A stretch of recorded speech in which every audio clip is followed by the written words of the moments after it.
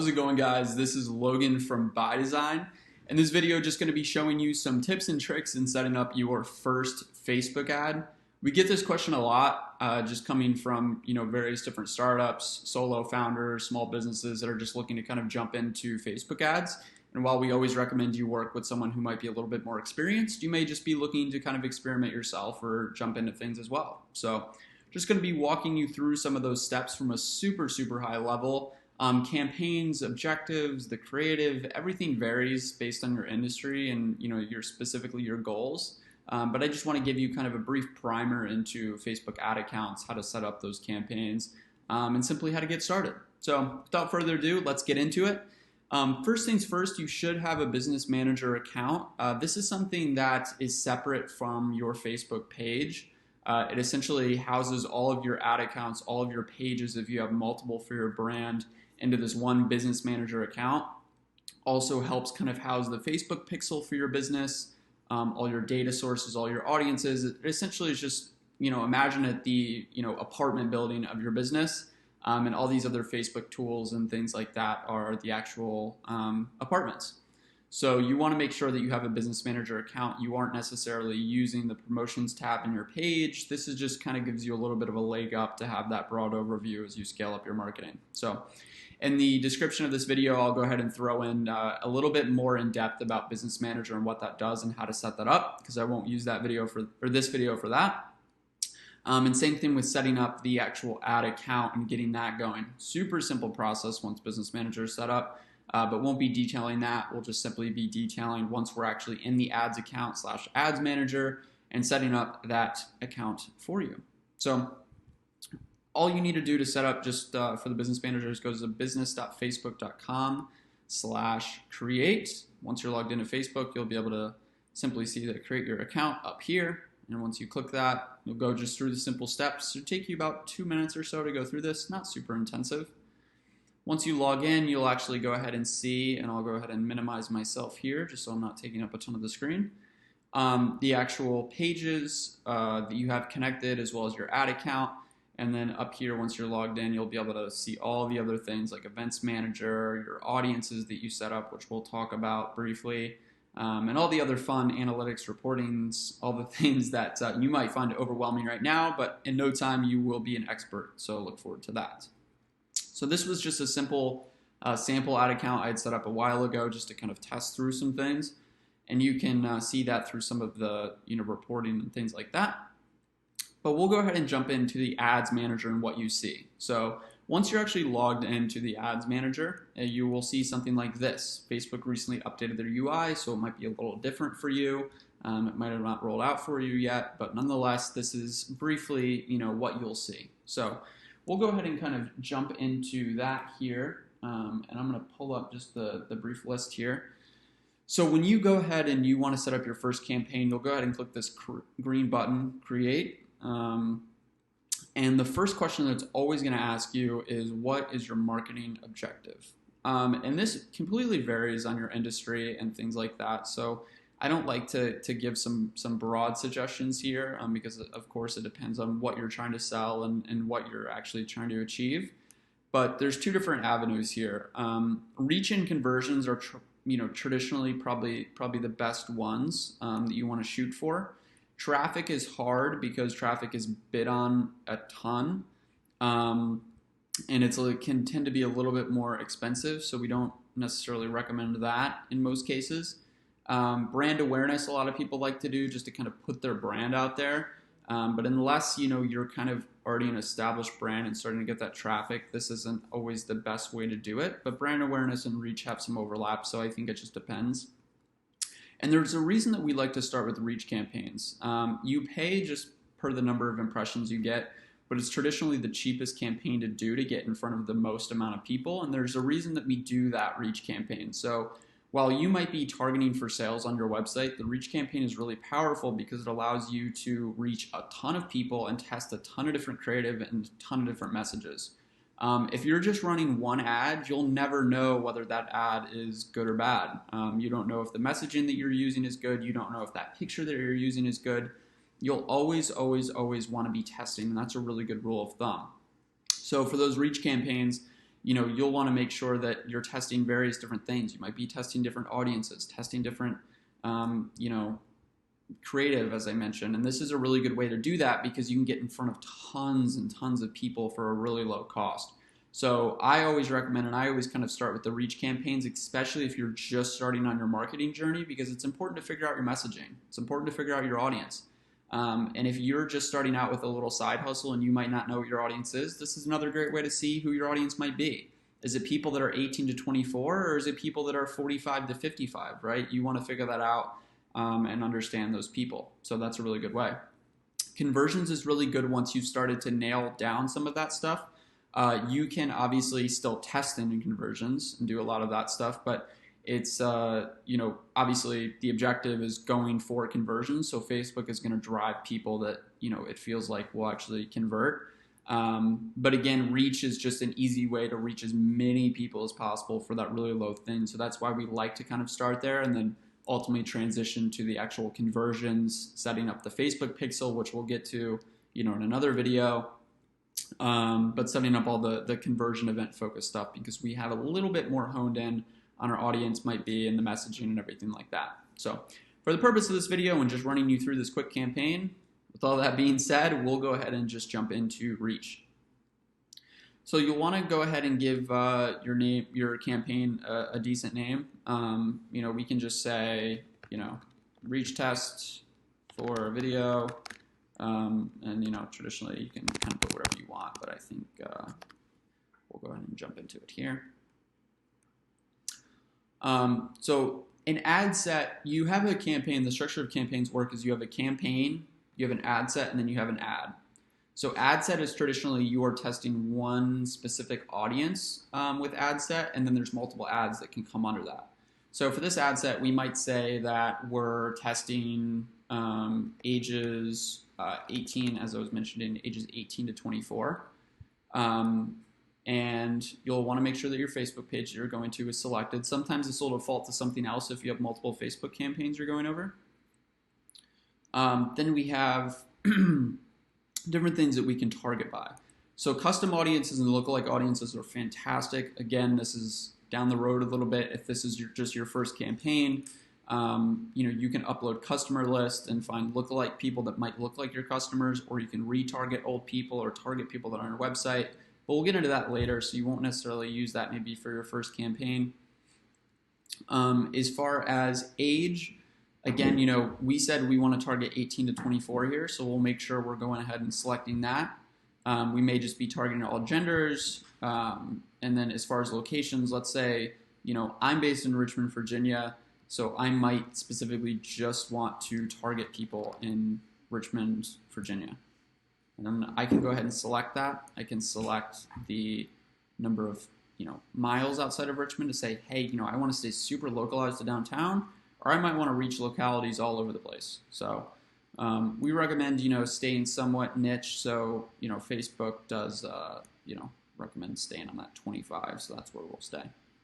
And as you're updating these fields, it's really helpful because it gives you some audience size on, whether it's defined or not. You really want your audience to be defined. So in the middle is a really good spot. You don't want to be ultra specific and you don't want to be super broad. And that goes for business as well, especially when you're going to your marketing. Being ultra specific is sometimes helpful, so let me not discount that and get in trouble for saying that. But in most cases, being super broad in business is not a good idea either, so that follows through with ads too. And it'll also show you your potential daily reach. So our budget, I think, is just $5. So with $5 and $35 a week, you can reach between 2.7 thousand and 7.7 thousand people on a daily basis, which is great. And again, emphasizes the fact that you can get in front of tons of people to see what works. And we'll talk about that with the ads. We'll just go with all genders. And let's say we're selling, I'm trying to think of a good example of what we could be selling here. But let's say we're trying to get to young entrepreneurs or young, startup folks.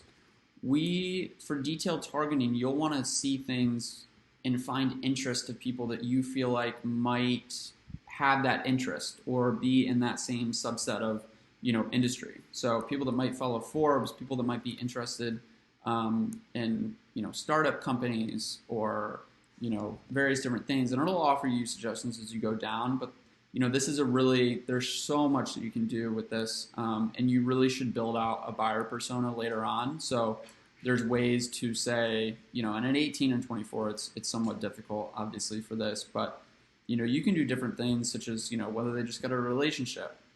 You can do by specific job titles. If you're trying to go after marketers, putting different things like director of marketing, vice president of marketing, chief marketing officer. That's all super helpful stuff. And then education, you might want to go after people that have a master's degree. You might want to go after people if you're selling study materials or college prep courses. You're going at people that are currently in high school, right? That may be something that you're doing. So let's just go ahead and use that for an example to say that we're going to go after people that are specifically in high school. Just largely, let's say we're selling study guides or SAT prep things. This is something good to have, and you'll want to get specific with this. And you can also exclude people or narrow people. Again, super broad. I always like to save my audiences just because it's good if I ever want to reference them again. Just to say, hey, 18 to 24. People in high school, just so I know if I go back that I can reference that. No cheap targeting information. Oh, bueno. Okay, not quite sure there, but we'll go ahead and just skip over that for now. The next step is placements. So this is something automatic placements might be a good place to start, especially with reach. But as you get more advanced, manual placements is really, really good, right? So 18 to 24 people in high school traditionally are not on Facebook. So you may just decide that you just strictly want to go after Instagram. And Facebook will tell you that your reach will go down and everything like that, but you know where your audience is in most cases, so it's always good to do that.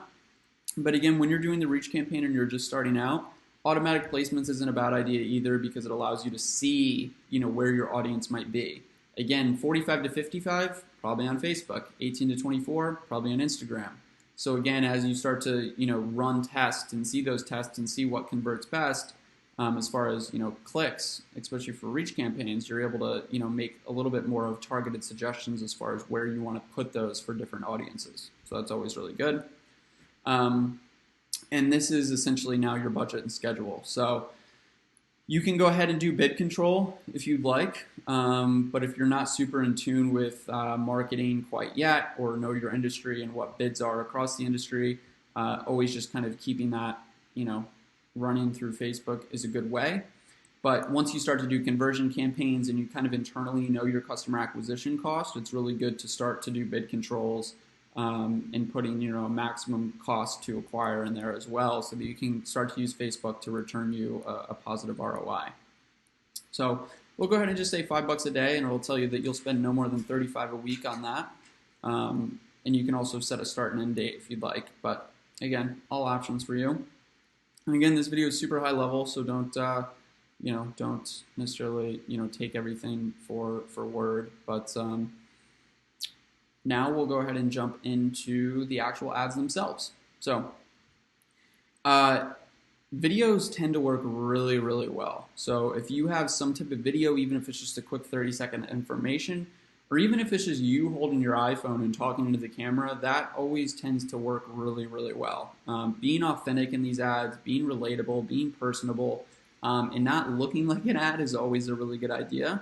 So always recommend video if you can do it. And then if you're like a shop or a product, or really a lot of companies benefit from this, carousel tends to work really, really well too. You can show off various different products. Let's say you're a veterinarian practice, you can show off different animals to show that you also, help reptiles and birds, for example. The list kind of goes on with what you're able to do there. But typically video and carousel works really well in most cases, so we always recommend going there. You always want to make sure your Facebook account and your Instagram account is linked up here so that it knows to run, especially if you're doing automatic placements, it knows to run which ones to run on. So you'll go ahead and pick. We're just going to do single image, even though that's what I said not to recommend here. We're using just this sample Facebook account here, so this is just called Woven. there's a lot to do with ads. So I recommend doing a little bit of a deep dive and just learning a little bit about this. Again, I'm giving you a pretty high level explanation, but nonetheless. So you can change this image and upload various other ones. It's always good to check on what placements are being used. For example, 1,000 by 1,000 is just a square box, and that works well on mobile, for example, because it takes up a ton of real estate. Works well on Instagram stories, but might not necessarily work that well and be cropped down on desktop, right? So you might want to edit various different ones, and it'll tell you these aspect ratios here. So for feeds and in-stream, it'll show you that it's square 1-to-1 aspect. For stories, for example, on Instagram stories, it might just show the box in a small spot above the Instagram and then your text under it. But you can always do it so you're creating an image that's 1080 by 1920, so it's taking up the full Instagram. So you can edit different sizes and different graphics for the different placements. And this might be a little complicated at first, so don't stress it in your first campaign. But obviously, as you go on and start to kind of build out further, it's always good to make sure you're optimizing and creating graphics and creative for each and every placement that there is, because it'll give it the best experience possible. You'll take up the most real estate possible, and that's the goal, right? If you're spending on your advertising, you want to make sure that it's taking up all the real estate that it possibly can. So this is a terrible example of ad creative, which is a really good way to do it. Don't just put your logo with a blank background. Show off your products. Show off what you're creating. Show off your services. Show off tons of different things. One thing that I always recommend not to do, though, and Facebook doesn't like this and will not show your ad because of it, is to include a ton of text on your actual ad itself. So don't do that. Always good for imagery, always good for that. And like I said, videos work really well as too, even if it's just you recording yourself. Being authentic, being personable. You want to make sure these ads are something, if you were scrolling through your Facebook feed, is this something that you would want to see, right? Is this something that, blends in with what your friends are posting, right? And you still need to have it be an advertisement. But again, I just want to emphasize the fact that authentic and being relatable is a really good way to win people over early, especially when you're a service-based business or a small business that's kind of just getting started on a local level. So there's a lot to do with media, and again, there's lots that you can learn here, so I'm not going to dive too much into it, but that's a brief overview. As far as text and links, you can go ahead and add the text that you want to do. We recommend keeping this relatively short for a couple reasons. Like this is a pretty good length. I believe there's a character limit.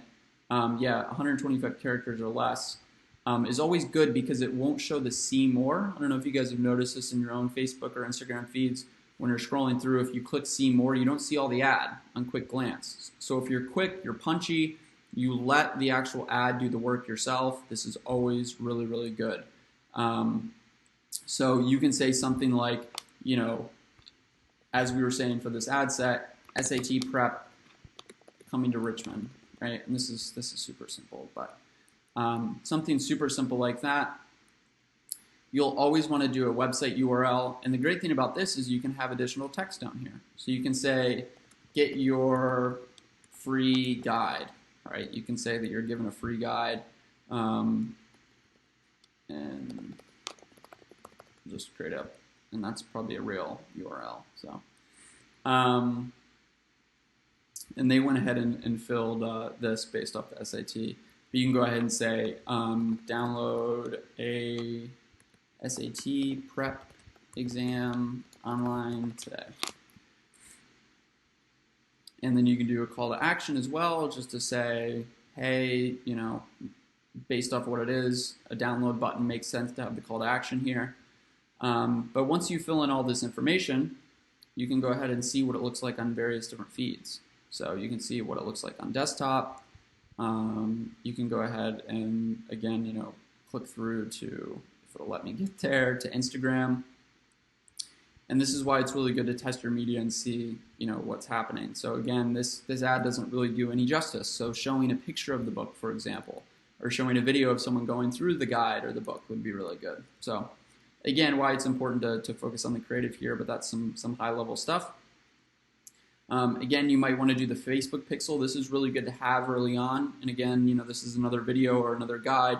But having the Facebook pixel will allow you, anyone who clicks on it will be logged by Facebook, and you can retarget those people. There's various different things that you can do.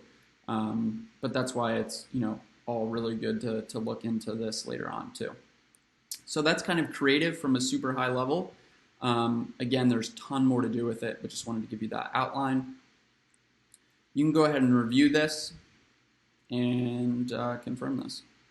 So it might tell me that the ad payment doesn't work or something like that. We'll see what happens here.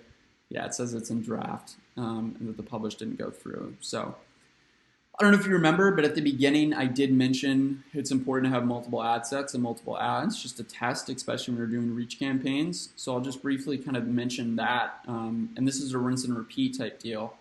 But if you click edit on your ad once you confirm it, and you want to make sure it's off so it's not running quite yet before you do this, you can go into this and essentially duplicate this. So if we say, it's running a little slow for me now.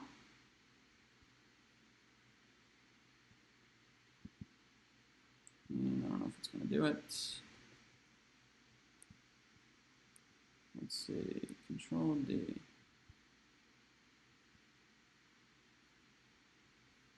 Nope, it's not going to do it.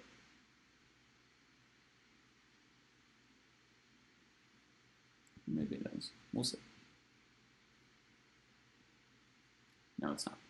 Anyway, you're going to want to test multiple different ads here. So as you can see here, what we can do is kind of quickly, if we go here, we can say create ad. And essentially it'll create another ad under this ad set for you, which is always super beneficial. So you can go in and say, keep the same things that you had before. And again, I always recommend you just duplicate to do that. But you can go in and just say, instead of saying SAT prep coming to Richmond, you can say, get your free SAT guide, right? And that way you're using the same creative, you're using the same call to action, but you're testing two different messages.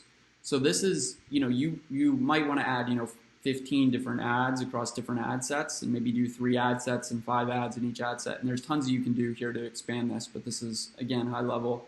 But in just a simple test, you can test whether get your free SAT guide works or SAT prep is coming to Richmond, right?